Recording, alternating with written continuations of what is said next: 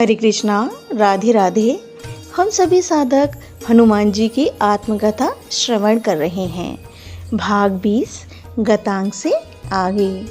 मैं रामदूत हूँ माँ, मैं सत्य कह रहा हूँ, मेरी बात पर विश्वास करो। भरत भैया, मैंने बहुत कहा पर माँ सीता मेरे ऊपर विश्वास ही नहीं कर रही थी। मैंने आपको रामकथा सुनाई, अभी मैंने कहा।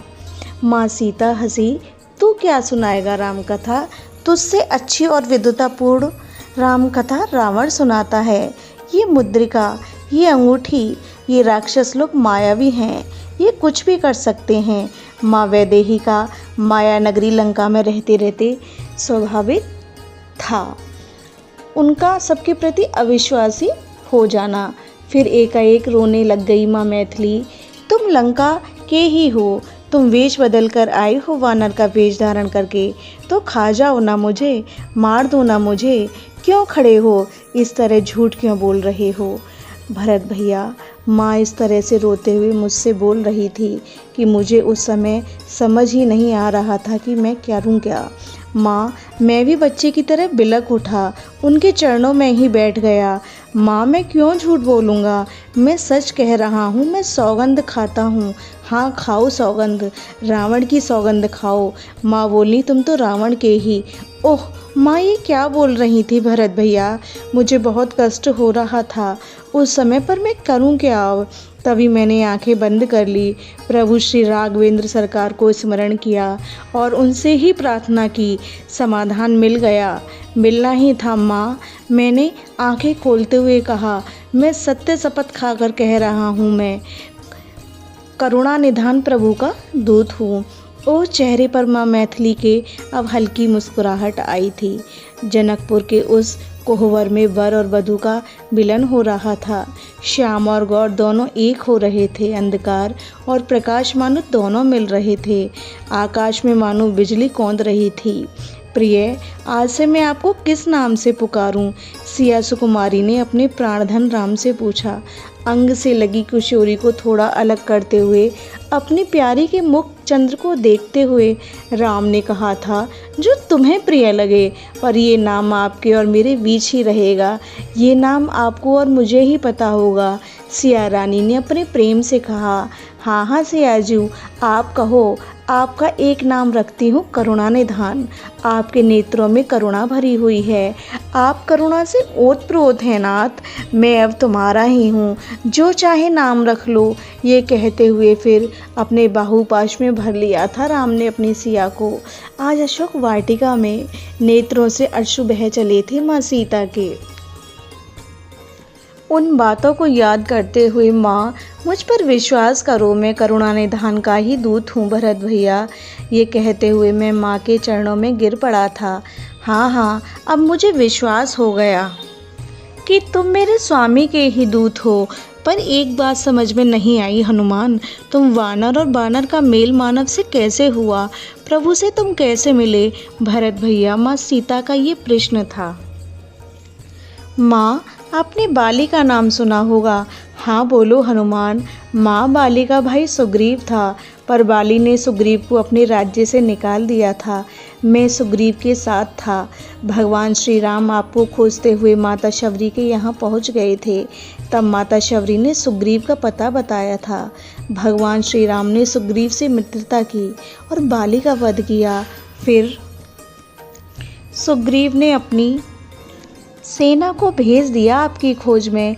नेत्रों से अश्रु बह चले थे मेरे भरत भैया। माँ, हम लोगों की क्या औकात की यहाँ तक आकर आपको खोज लें? बस अब प्रभु श्री राम की कृपा का ही चमत्कार है कि मेरे जैसा वानर लंका में आ गया और माँ आपका पता भी चल गया। हनुमान, 1 महीने का समय दिया है रावण ने। अगर प्रभु 1 महीने के भीतर ही नहीं आए तो मैं अपने देह को त्याग दूंगी। माँ वैदेही ने कहा। माँ, आप क्यों चिंता करती हैं? प्रभु श्री राम के पास वानरों की सेना है। वो सेना। मैं आगे कुछ कहने जा ही रहा था कि माँ ने मुझे बीच में ही रोक कर कहा, सेना में सब तुम्हारे वैसे ही बानर हैं, इतने ही छोटे छोटे। मैं हंसा, माँ आपने इस रामदूत को क्या समझ रखा है? नहीं हनुमान, रावण के राक्षस तो बहुत बड़े बड़े हैं, पर तुम तो। इतना सुनते ही भरत भैया मैंने अपना रूप बढ़ाता ही चला गया। विशाल पर्वताकार शरीर बना लिया था मैंने। भरत भैया, माँ वैदेही ने जैसे ही मुझे देखा वो आनंदित हो गईं।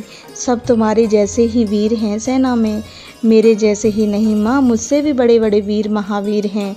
मुझे चरणों में ही कुछ समय और बिताने थे माँ के, इसलिए भरत भैया मैं वापस फिर छोटा हो गया। माँ के मैंने चरण पकड़ लिए। आहा, माँ की वात्सल्य से भरी कर मेरे सिर पर जब फिरने लगे, मेरे नेत्र बह चले थे। माँ के मुख से आशीर्वाद निकल गया, बस हनुमान तुम अजर अमर रहोगे। माँ मुझे ये सब नहीं चाहिए, मुझे तो एक ही आशीर्वाद दे दो। मैंने मांगा माँ से, क्या मांगा आपने पवनसुत?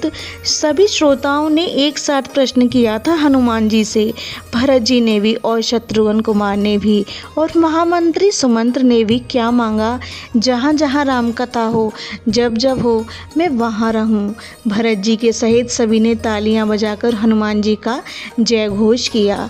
वाह हनुमान जी, फिर तो आप हर युग में हर काल में रहते हैं और रहेंगे, क्योंकि राम कथा तो होती रहेगी। भरत जी ने हंसते हुए ये बात कही थी। प्रभु ने मेरे लिए कुछ कहा है क्या? कुछ संदेश मेरे लिए? माँ मैथिली ने मुझसे पूछा। भरत भैया, मैंने माँ से कहा। जब सभी वानर प्रणाम करके प्रभु श्री राम के पास से चले गए थे, महाराज सुग्रीव भी चले गए थे माँ, तब अंतिम मैं ही बचा था। मैंने प्रणाम किया, तब प्रभु ने मेरा हाथ पकड़ा और एकांत में ले गए। मुझे जो कहा मैं उसे अक्षरतः कहूँ। हाँ हाँ हनुमान, जैसे कहा है वैसे ही कहो। माँ ने बड़ी उत्सुकता के साथ मुझे कहने के लिए प्रेरित किया। माँ क्षमा कीजिए, मैं वैसे ही कह रहा हूँ जैसे कहा है प्रभु ने। हे प्राण पिए, तुम्हारे असहाय वियोग से मेरे ये प्राण पक्षी ठहरेंगे नहीं। हे मेरे हृदयेश्वरी, तुम्हारे विरह ने मुझे आज प्राणहीन सा कर दिया है। राम का शरीर ही यहाँ है, मुझे पता नहीं इस शरीर में श्वास कैसे चलते हैं। मेरा मन अब मेरे पास है। कहाँ? वह तो तुम्हारे पास चला गया है। विरह की अपनी इस स्थिति को मैं क्या गाऊँ किशोरी, मैं क्या कहूँ? मेरी स्थिति क्या है तुम्हारे बिना, ये तो मैं ही समझता हूँ। तुम केवल इतना समझ लो, मेरे चित्र में मात्र तुम ही छपी हो। हृदय में विरह की वो ज्वाला धधक उठी थी जिसने सबको जलाकर खाक कर दिया, और अब जब मैं देखता हूँ तो कुछ बचा ही नहीं है, बस तुम रह गई हो। मैं किससे कहूँ? लक्ष्मण छोटा भाई है, उससे मैं कुछ कह नहीं सकता। एक दिन तो ऐसा आया था जब मैं सब कुछ भूल गया। मैंने तब लक्ष्मण से पूछा था, तुम कौन हो? लक्ष्मण ने उत्तर दिया था, आपका छोटा भाई। लक्ष्मण, मैं कौन हूँ? आप श्री राम हैं। हम यहाँ वन में रोते हुए किसे खोज रहे हैं? तब लक्ष्मण ने उत्तर दिया था, भाभी माँ वैदेही खो गई हैं। ओह, इतना सुनते ही मैं मूर्छित हो गया था। माँ, इतना ही बोल पाए थे प्रभु, फिर उन्होंने अपने नेत्र बंद कर लिए थे। अश्रु प्रवाह चल पड़े थे उनके कमल नयन से। माँ मैथिली सुबक रही थी प्रभु का संदेश सुनकर। यह प्रसंग अब यहीं विश्राम लेता है। हरे कृष्णा, राधे राधे।